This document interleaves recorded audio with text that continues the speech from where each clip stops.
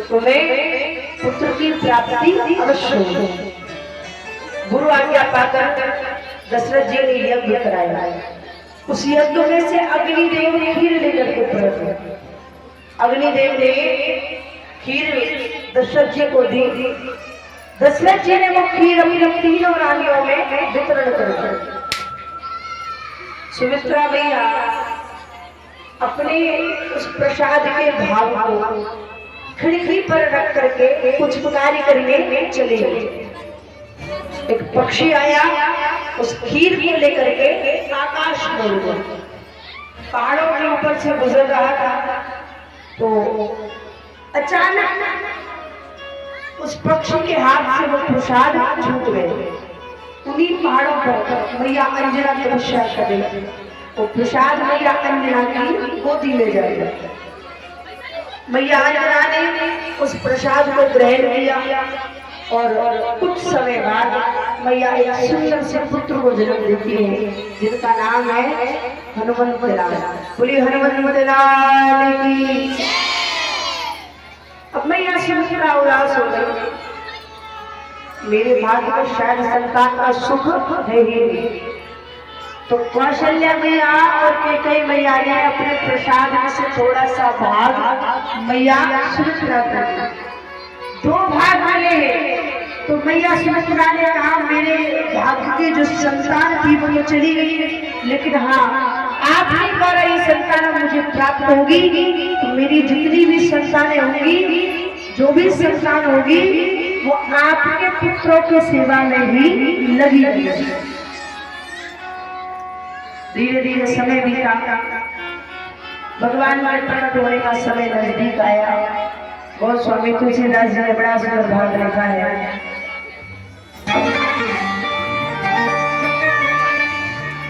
नौमी तिथि मधुमास पुनीता, नौमी तिथि मधुमास पुनीता,